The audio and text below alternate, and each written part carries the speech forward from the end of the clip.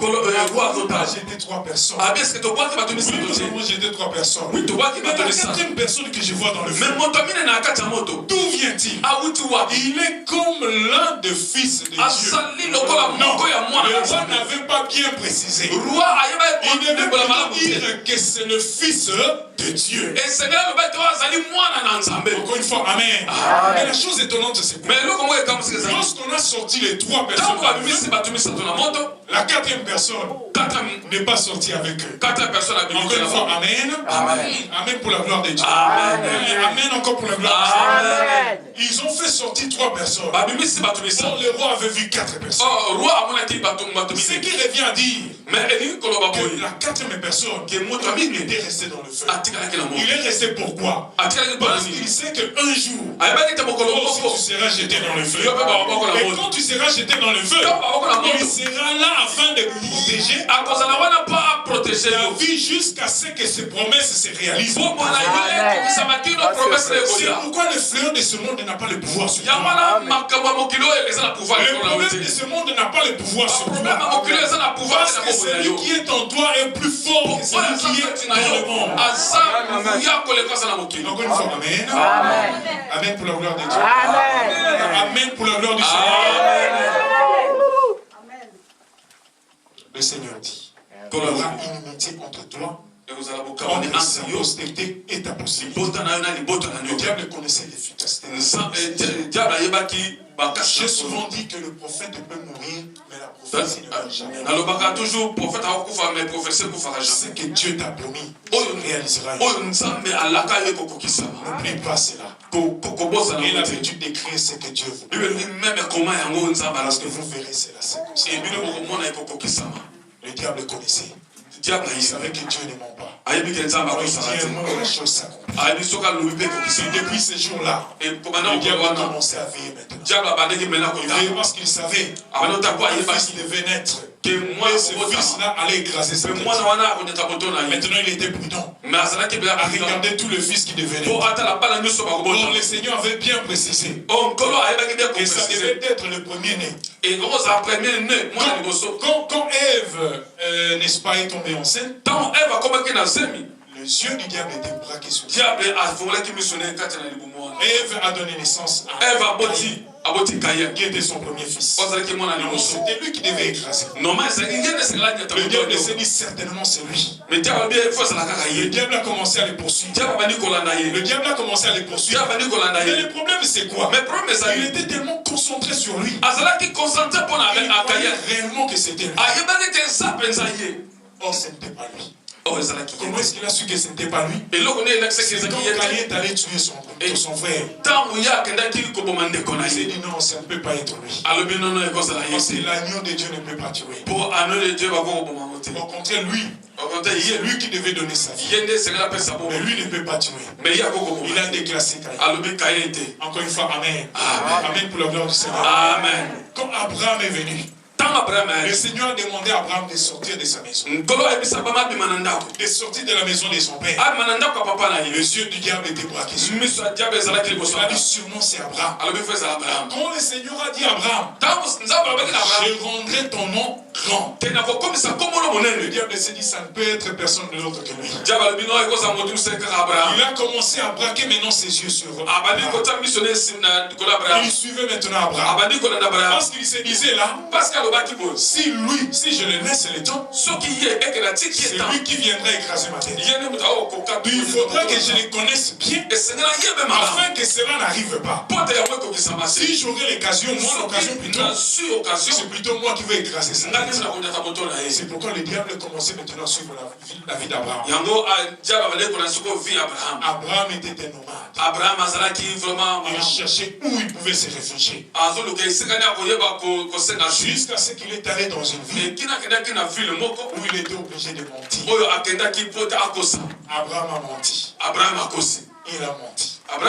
C'était un menteur. Quand même le père de la foi. Mais il a menti. D'où il a péché. Donc ce n'est pas lui. Donc ce n'est pas lui. C'est qui peut venir, qui viendrait, qui va écraser ma tête. Le diable n'avait pas la paix. Il n'avait pas la tranquillité. Donc il ne connaît pas la personne qui va écraser sa tête. Il ne fait pas que ça lui soit une surprise. Il veut connaître qui c'est qui. Et quand Moïse est né, le diable a suivi toutes les démarches de Moïse. Comment est-ce que Moïse avait été protégé dans l'eau? Comment est-ce que Moïse avait été tiré dans l'eau? Comment Moïse a été, n'est-ce pas, élevé dans la maison, dans le palais royal. Il a vu la force de Moïse. Quand il sortait, il était victorieux dans les combats. Il y avait toujours des éloges sur lui. Sûrement c'est Moïse. Encore une fois, amen. Quand il a vu Moïse se présenter devant Dieu, dans la buisson ardente, pendant que sur cette montagne-là, aucune personne ne pouvait monter là-bas. Il s'est dit, mais qui peut oser monter dans cette montagne si ce n'est que Dieu lui-même? Dans la parole, quelque part, Dieu est en train de dire, je fais de Moïse Dieu. En réalité, Moïse était devenu Dieu. Encore une fois, amen. Il était devenu Dieu. Ça, c'est un autre mystère. On ne va pas parler de ça aujourd'hui. Encore une fois, amen. Mais il est monté dans cette montagne. Une montagne que tout le monde craignait de monter. Parce que tout le monde se disait que monter là-bas, c'était la mort. Quand il est monté sur la montagne, on attendait qu'il allait mourir. Il est descendu, il était vivant. Le diable s'est dit, sûrement c'est lui. Et quand il s'est présenté devant Pharaon, qui pouvait à cette époque-là lancer un défi devant Pharaon? Puisque c'était lui l'agent de puissance. Parce que tout le monde tremblait devant Pharaon. Mais Moïse s'est présenté avec son bâton.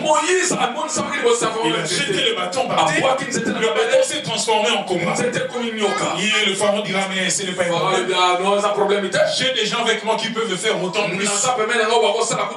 Ils ont jeté aussi leur bâton. Ça s'est transformé aussi en combat. Mais la Bible dit qu'il y avait une différence.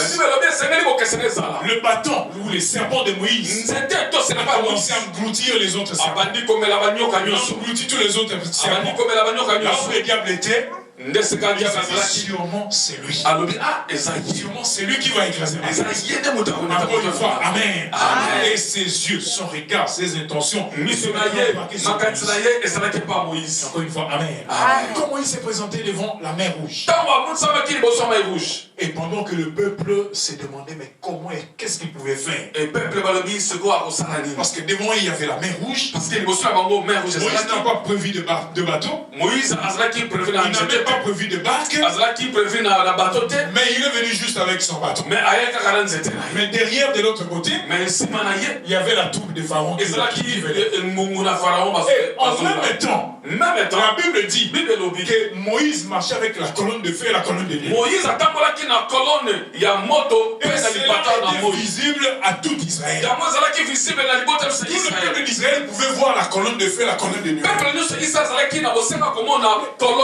Qui est cet homme qui marche avec la colonne de feu et la colonne de nuée? Ça peut être personne d'autre que cet enfant-là dont Dieu avait donné la prophétie. Et quand il est arrivé devant la mer, il a pris son bâton. Il a soulevé son bâton. Il a dit afin que vous sachiez que l'Éternel est Dieu. N'ayez jamais honte de témoigner la grandeur de votre Dieu. N'ayez jamais honte ou peur de lancer les défis. Là où rien ne marche, dites que tout va marcher avec Dieu, car tout est possible à Dieu et tout est possible à celui qui croit.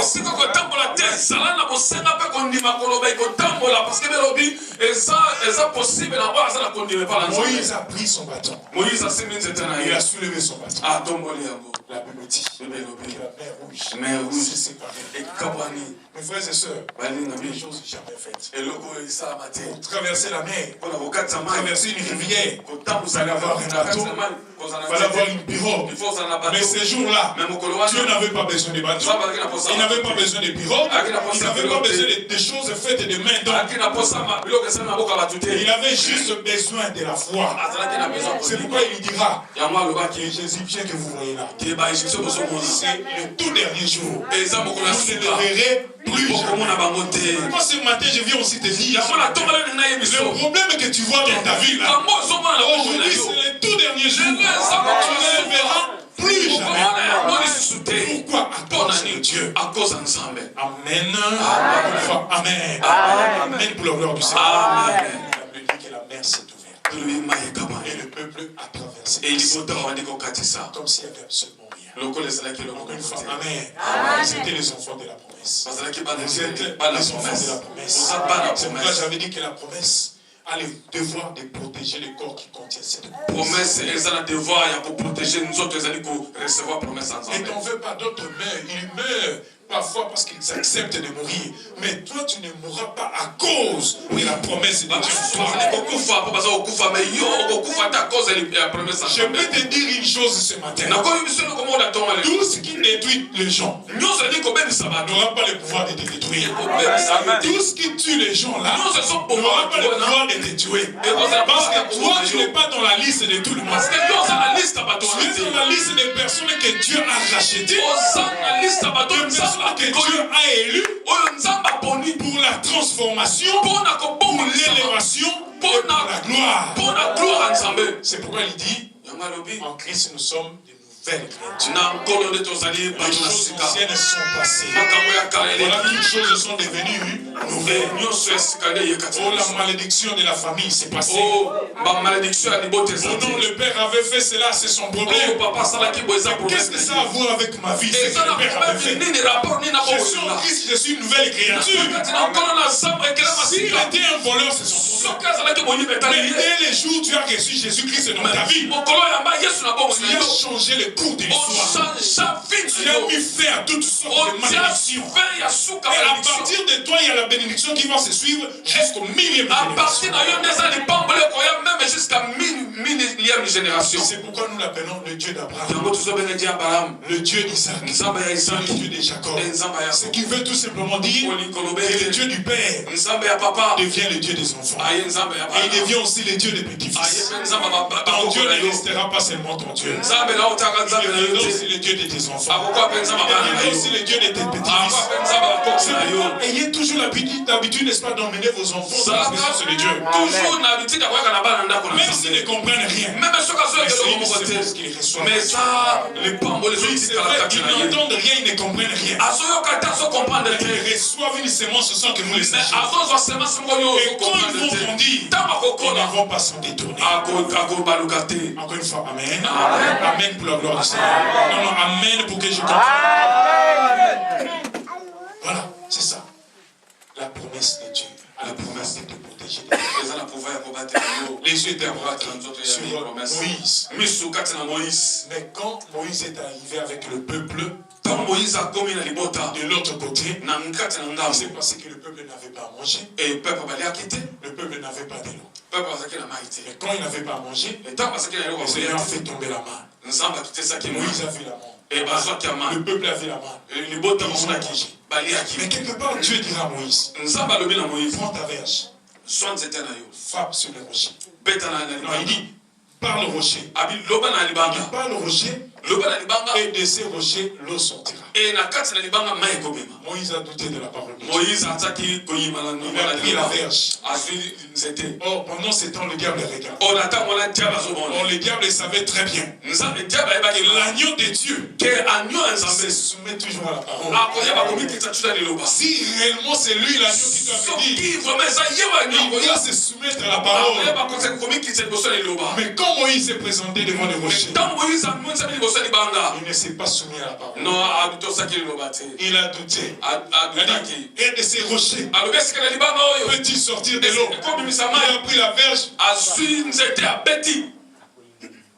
Oh, il ne savait pas que le rocher qu'il frappait là représentait Christ. Est-ce que vous comprenez cela? Il a flagellé.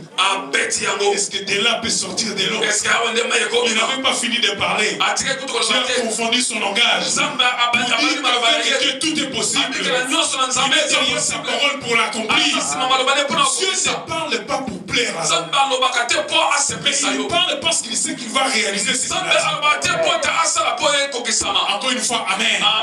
Si Dieu t'adresse une parole, parce qu'il s'engage à cette parole. C'est parce qu'il prend la responsabilité d'exécuter ce qu'il a dit. Toi, quoi c'est le problème? Le reste, ce n'est pas ton problème. Toi seulement, limite-toi là. Moïse n'a pas cru. Il a frappé. Il n'avait pas fini de parler. Dieu l'a confondu. Le rocher a donné de l'eau. Et il était là, il regardait. Et il savait pourquoi dire. Le Seigneur lui dira, puisque tu as fait cela, voilà, tu m'as désolé. Le diable s'est dit, non, ce n'est pas lui. Non, non, ce n'est pas lui. Mais c'est qui? C'est encore qui doit venir? Et il était patient, il attendait. Il ne voulait pas être surpris. Une femme qui ne donnait pas naissance. C'est pourquoi mon frère, ma soeur, je devrais vous dire une chose. Aujourd'hui, tu cherches les enfants. Ils ne viennent pas. Ne t'en fais pas. Les enfants sont la bénédiction de la parole. S'ils ne viennent pas aujourd'hui, demain ils viendront. Ne t'en fais pas. Dieu sait ce qu'il est en train de préparer. Ce qu'il prépare pour toi, c'est des valeurs. C'est de meilleurs. Amen. Cette femme ne concevait pas. Mais un ange lui est apparu. Là, écoute, tu sais avancer. Et cet enfant qui naîtra de toi, ceci sera cela. Il sera consacré à l'éternel. L'âme ne passera pas sur sa chevelure. Et quand il naîtra, vous allez lui faire une 7 tresses. C'est là que la puissance de Dieu va rester. Ah, c'est beau. Amen. Son mari était absent. Le mari est revenu. La femme a dit à son mari. L'homme dira non. J'aimerais moi-même voir. J'aimerais qu'il me parle. Ah ben oui, je suis un homme, j'aimerais qu'il me parle. Vous savez, moi je comprends ça de ma façon. De ma façon, je comprends ceci. Je comprends que cet homme ne voulait pas que l'affaire de Dieu soit une histoire. Est-ce que vous me comprenez? Il ne voulait pas qu'on lui dise nos pères ont fait ça. Dieu a fait ça avec nos pères. Il voulait plutôt ramener le Dieu du passé au futur. Que Dieu ne soit pas seulement le Dieu du passé, mais qu'il soit aussi le Dieu du présent. Mais pas seulement le Dieu du présent, mais aussi le Dieu du futur. On dit il est le même hier, aujourd'hui et éternellement.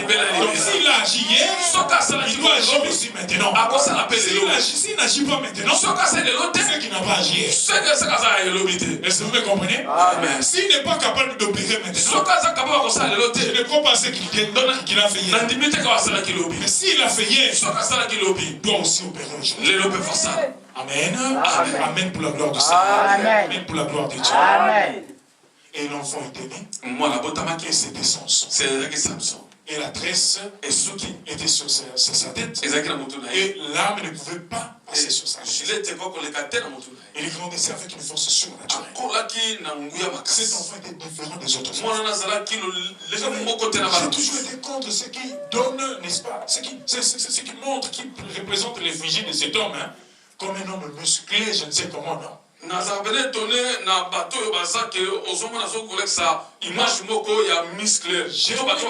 jamais cru que Samson était un homme musclé. Non. À la lumière même des Écritures, Samson n'était pas un homme musclé. Il n'avait pas l'apparence de Colbert, parce que Il suffit juste de voir quelqu'un, vous dites que ça c'est un homme fort, n'est-ce pas? Non, Dieu ne travaille pas avec ceux qui frappent à l'œil. Raison pour laquelle tout le peuple, lorsqu'ils voyaient, ils admiraient la force de cet homme. Ils se disaient, mais d'où lui vient cette force? Parce qu'il n'a pas l'apparence d'un homme fort. Il n'a pas la corpulence d'un homme fort. Mais d'où lui vient cette force? C'est que cet homme a sûrement un secret.